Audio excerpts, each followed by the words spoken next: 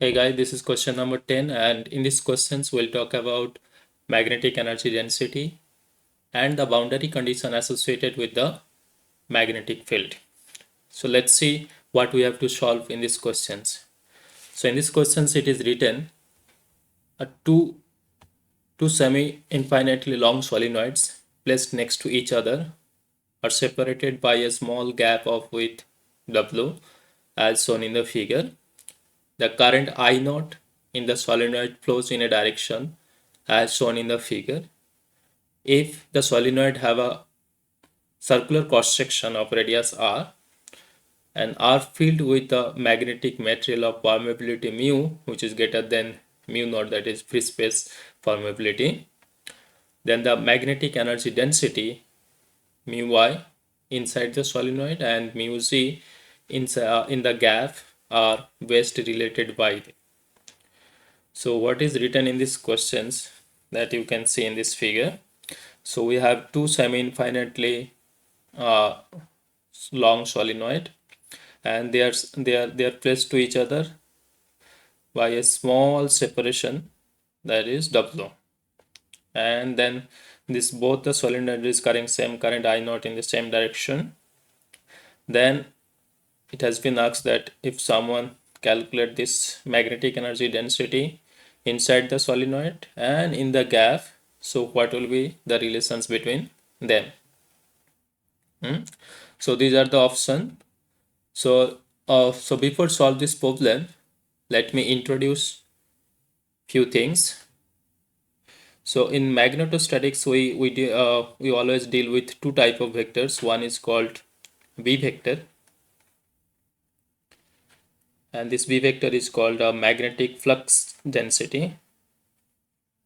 Magnetic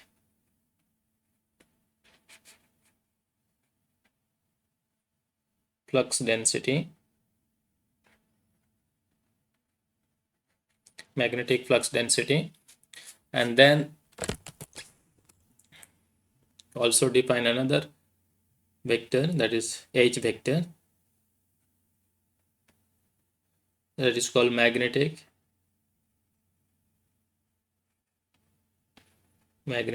field intensity.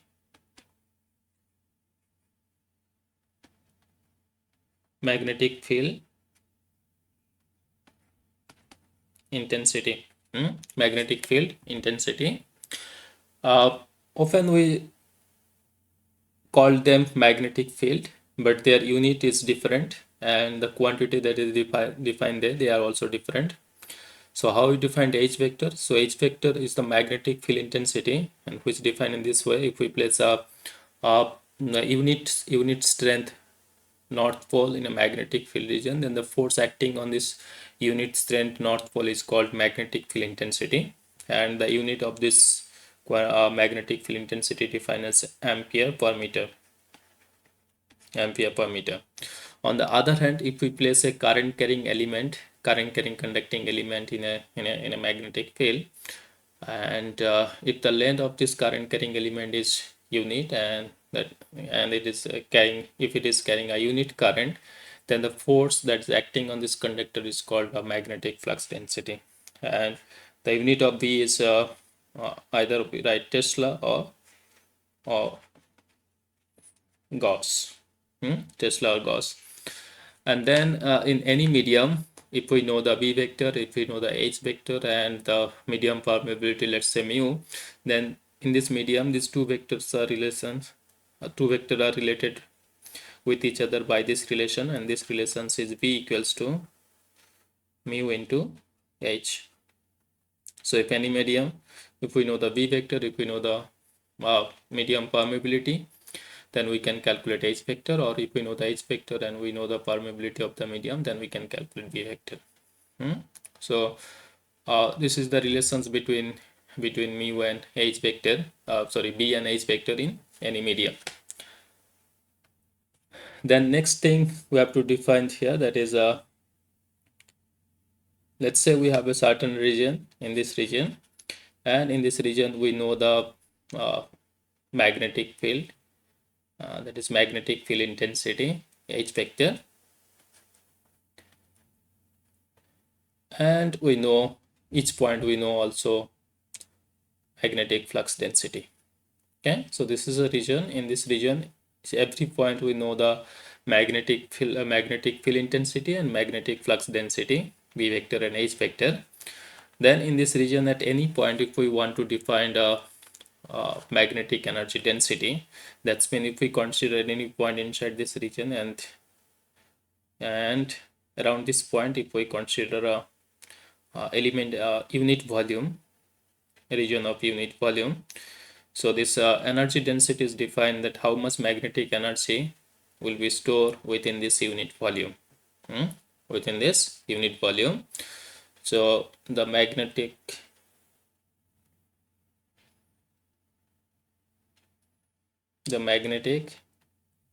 energy density magnetic energy density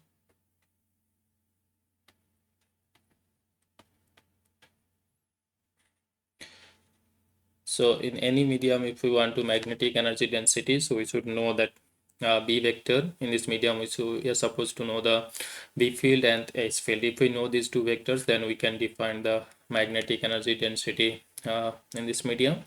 And this is defined in this way: U is equals to half of V dot H, half of V dot H. Okay, so at any point, if we know the magnetic field intensity and if we know the magnetic flux density, then we can define what will be the magnetostatic energy density at that point. That is how much energy will be stored per unit volume at that point.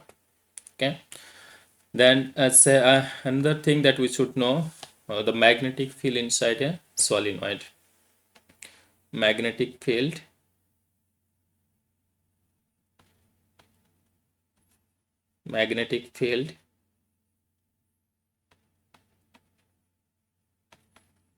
inside a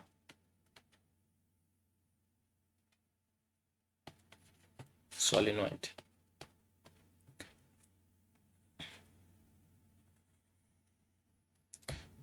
So we all know how to derive this magnetic field inside the solenoid. I think this is a simple problem that we are solving from school days. So I'm not going to derive this again. I'm just this is just a quick reminder. So let's say this is a solenoid. This is a solenoid, and this solenoid is carrying some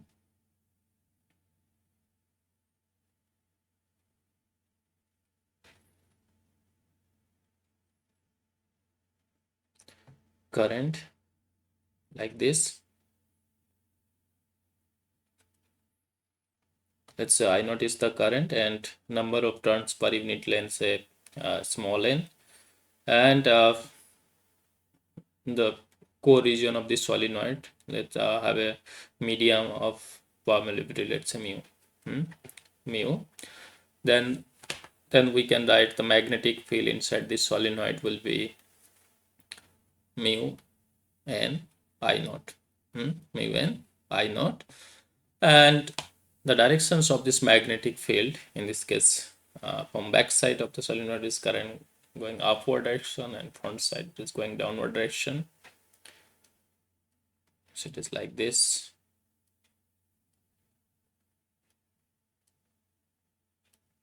So current is flowing like this.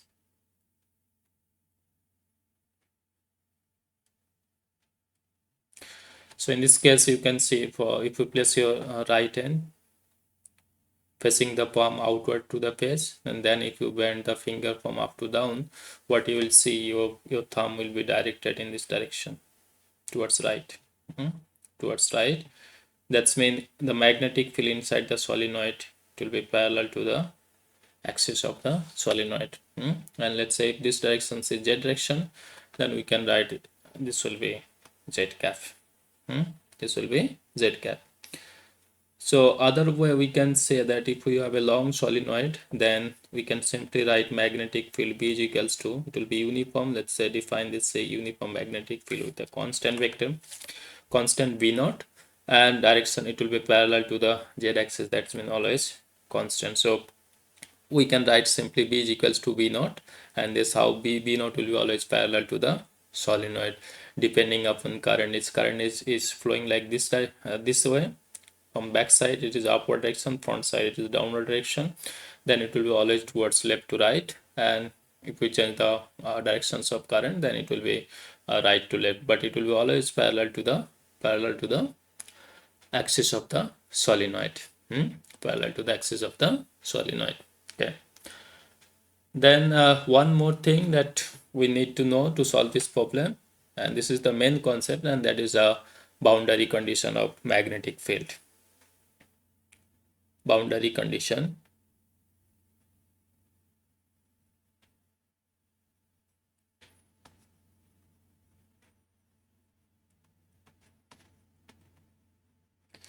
boundary condition of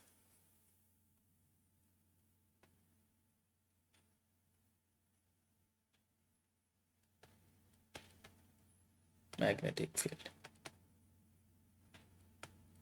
or you can say boundary condition associated with the magnetic field.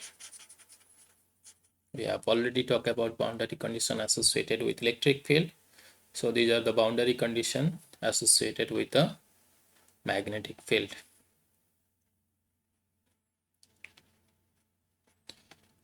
Associated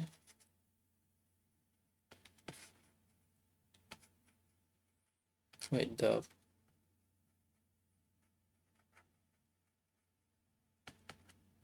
magnetic field.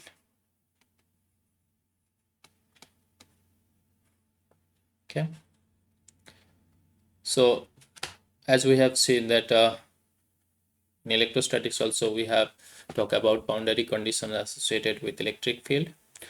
Same way we can also use boundary condition associated with the magnetic field. For that, let me draw a figure. Let's say this is the boundary. This is the boundary of two magnetic medium. So S1, S2 is the boundary of two magnetic medium. This side medium has permeability mu2, and this side is another medium and it has permeability mu1. And let's say this is the normal to the boundary, and let's say in this side magnetic flux density vector is b1, and on the other side is b2. It is b2. Then according to first boundary condition, and also let me draw one more parameter, one more thing. Let's say this interface is carrying some free current K free, and which is out of the phase. So in magnetostatics, if we represent something dot and circle, that's always directed out of the phase. So in this case, this K free current is flowing out of the phase on the surface. So then according to boundary condition, what we can say that it doesn't matter there is free current or not on the surface of this two medium. The normal component of V, that's mean this B1 normal component to the interface will be this component, B1 component, B1 component. This is the B1 component, normal component of B1, and this will be the normal component of B2. So according to first boundary condition, these two normal component will be always equal. It doesn't matter there is free current or not. These two boundary conditions will be, these two normal component will be always equal. So the normal component of N1 and normal component of B1 and the normal component of B2, they will be always equal. So B1n is equals to B2n. So this is the first boundary condition, and then we have another boundary condition associated with the H vector. For that also, let me draw another figure. Let's say this is the S1, S2 is the interface of two media. This is the normal. This side medium has permeability mu2. This side mu1. And in this case, let's say this is the H1 vector, that is magnetic field intensity vector in medium 1, and this is the magnetic field intensity vector in medium 2, and also there have a free current on the surface which is parallel to the interface, and again it is following out of the phase. So in this case, according to second boundary condition, what we can write that the tangent component of H1 and H2 to the interface. The tangent component of H1 H2 to the interface is discontinuous by this free current.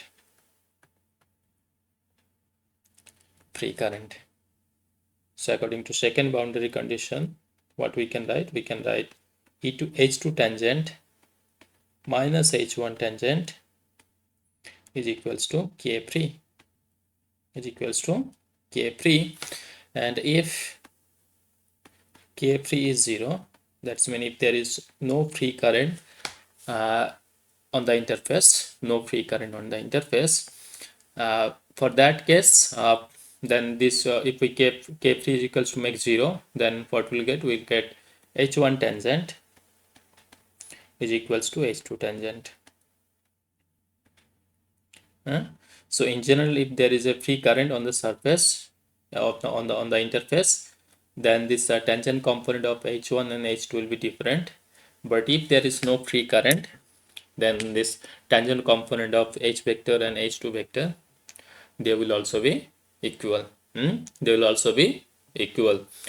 So using these two boundary condition and the concept of magnetic field inside the solenoid, and once we know the definitions of magnetic energy density, then I think we can solve this problem easily. So let me draw the figure that is associated, that is given in the questions. So in the questions it is written that we have a two semi-infinitely long solenoid in this direction, they have infinitely long, and also we have another semi-infinitely long solenoid.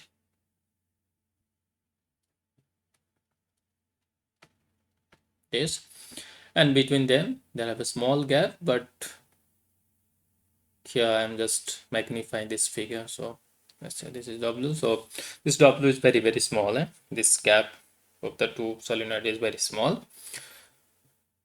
And okay, so as the solenoid is carrying current, so there will be magnetic field inside the solenoid. And from this concept, we can say that inside the solenoid magnetic field will be uniform and it will be always parallel to the axis. So from this idea, we can write a magnetic field inside this solenoid. Let's say magnetic field will be like this direction, and it will be uniform kind of thing. So let's write it as a B naught vector. So then look at this interface of this two medium. Which two medium? One is inside the solenoid. So this medium have permeability mu, and this is the free space between the two solenoid. There is a gap, so gap means there will be air, so it's free space. So in general, we write as permeability of this free space is mu naught. Then if we take a look on the interface, this line. So this line will be applied as an interface of two medium.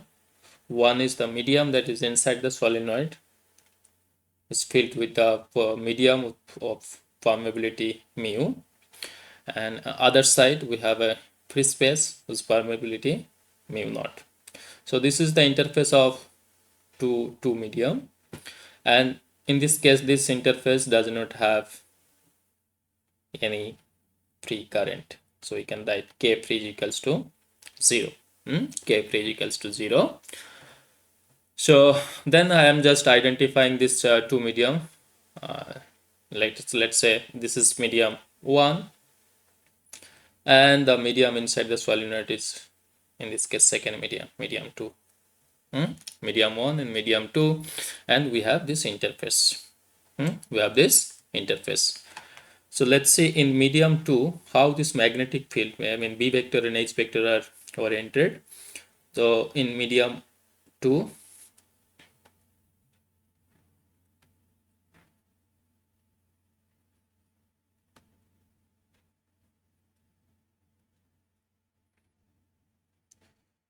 in medium 2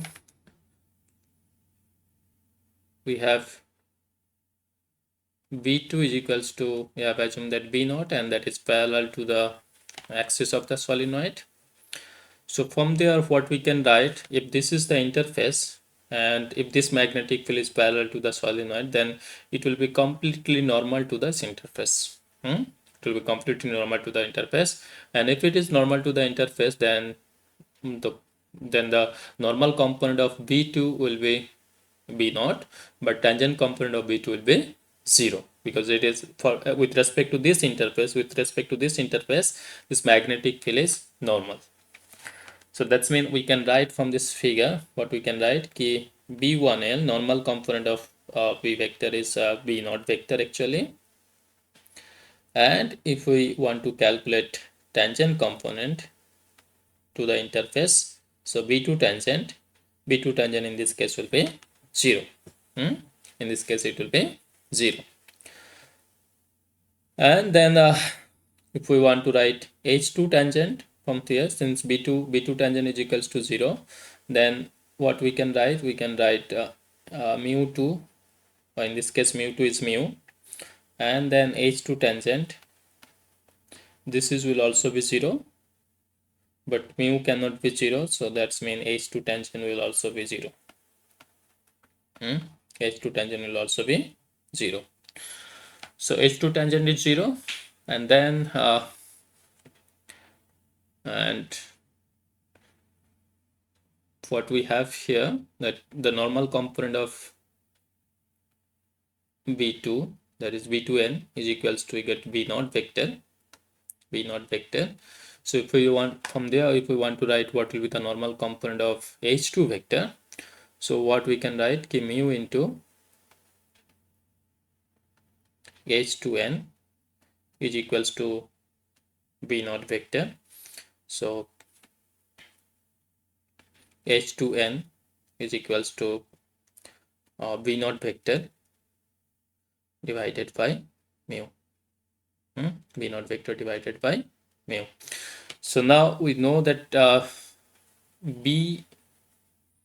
so in B2, what is B2? B2 is V naught, and if we want to write H2, that is H vector in medium 2, so the tangent component is 0 and normal component is V naught by mu. So that's mean H2 vector will be V naught vector divided by mu. V naught vector divided by mu. So this is in medium 1, and then if we want to calculate the same parameters in the medium 1, that is in the gap region of two solenoid. So in this case I am writing this, everything is like here in medium 2 we have defined B2 and H2. So in medium 1 what we'll define, we'll define these two parameters by B1 and H1. So for that we have to use these two boundary condition that we have discussed here. The normal component of B1 and B2 will be always equal, and if there is no free current, then the tangent component of H1 and H2 will also be equal. So if we use this idea here, so what we can write, according to boundary condition,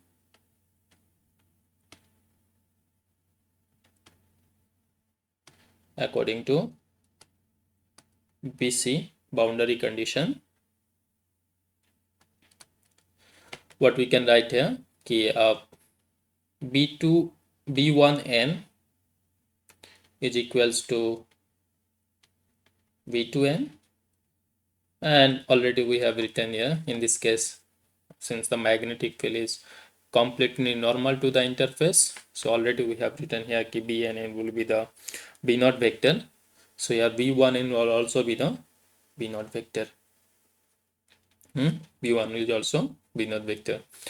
And then what we have to define, if B1 is this, then we have to also define according to second boundary condition. What we can write, also we can write H1 tangent is equals to H2 tangent, but in this case you can see here H2 tangent is 0, so that's mean H1 tangent will also be 0. H1 tangent will also be 0. So if H1 tangent is 0, then we can write B1 tangent will also be 0, because H1 tangent and B1 tangent, how they will be related to each other. We can write H1 tangent is equals to B1 tangent divided by permeability of this medium. In this case it's free space, so mu naught is equals to 0. So from here what we can write, B1 tangent is equals to 0. Okay, so now in medium 1 we have V1 component, we have B tangent component, normal component of V1, not tangent component of V1, but tangent component of V1 is 0 and normal component of V1 is B naught. So in this case we can write V1, that is complete magnetic field in medium 1 will be V1N, that is normal component of V1 plus tangent component of V1. Now this tangent component is 0 and normal component, in this case we get B1, so B naught. So in this case B1 will also be B1 will also be B naught. B1 will also be B naught. And then you can take a look here. We have H1 tangent, so we have to calculate H1N also to calculate H1 vector. So for that we can use this relation here. We have V1N is equals to V naught vector. So what we can write, mu naught into H1N is equals to V naught vector, and then H1N is equals to, it will give you V naught divided by mu naught. Okay, so now we have this tangent component of H1 and normal component of H1. So tangent component of H1 here it is 0, tangent component of H1 is 0, and the normal component of H1 is B naught divided by mu naught. So therefore H1 vector is equals to B naught vector divided by mu naught vector. Okay, so now in both the medium, in medium 1, medium 2, in medium 1 we have B1 vector, sorry, in medium 2 we have B2 vector, which is equals to B naught vector, and also we have H2 vector, which is equals to B naught divided by mu naught. And then applying boundary condition, we have calculated this B1 vector in medium 1, that is gap between two solenoid, and this B1 is equals to, here again we get B naught vector, got it, B naught vector. And then again we using this boundary condition, we have calculated H1 vector, and we got H1 vector is equals to B naught divided by mu naught vector. Mu naught vector. So now we know that B1 H1 and B2 H2. So now we can define the energy density in these two regions and what will be the relations between them.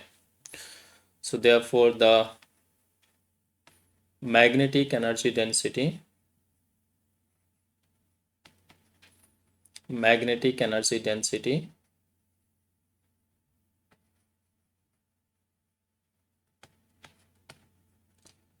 in gap.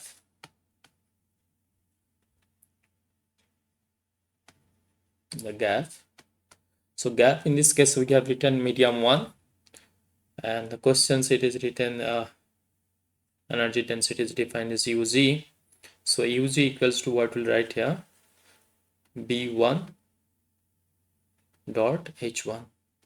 B1 dot H1, and then here we get the B1 and H1 value. So if we put it here, so what we'll get a half of B naught square divided by mu naught. B naught square divided by mu naught. Similarly, the magnetic energy density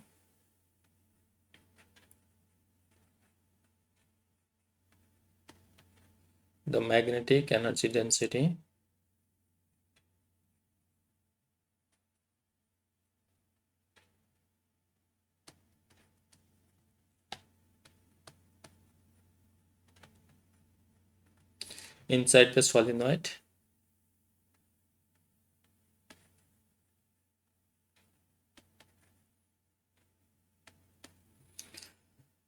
in this case a questions it is written UI.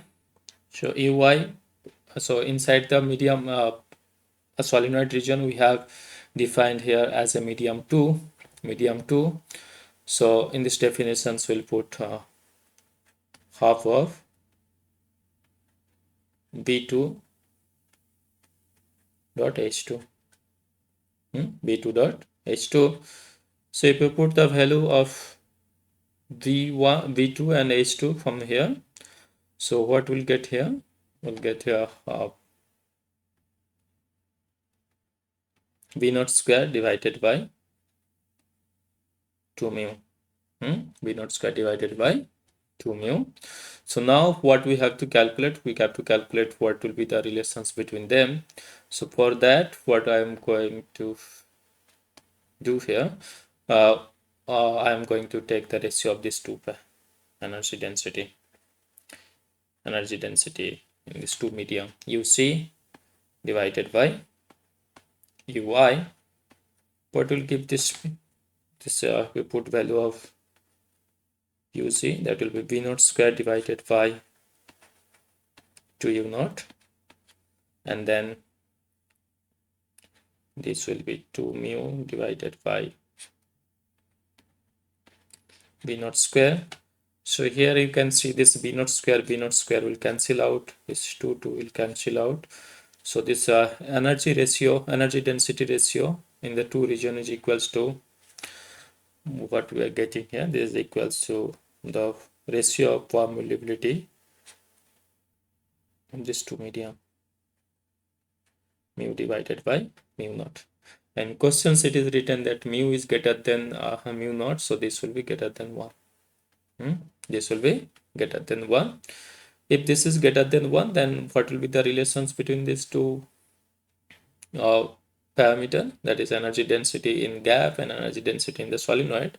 In this case, UZ will be greater than UI, that is the energy density in gap region will be greater than energy density in inside the solenoid. So this will be the correct relations between them. UZ will be greater than UN. U inside, that magnetic energy density inside the solenoid will be less than the magnetic energy density in the gap. So what will be the correct answer? Correct answer will be option A. UC will be greater than UI. UC will be greater than UI. So I hope you understood this problem, how to solve this problem. So the main idea is you using the concept of solenoid, you should know what will be the orientations of magnetic field in media inside the solenoid, and then applying the boundary condition we can calculate what will be the magnetic field in this gap region. And so once you calculate this magnetic field, and from there we can define the magnetic energy density in the solenoid and the gap region. And if we take the ratio, so after taking this ratio, what we'll get here, we'll get this energy ratio will be equals to the uh, permeability ratio in these two medium, and from there we can see that this energy density in the gap region will be greater than energy density in the inside the solenoid. So correct option will be option A. Okay. Okay, so thank you for watching. We'll see you in the next video.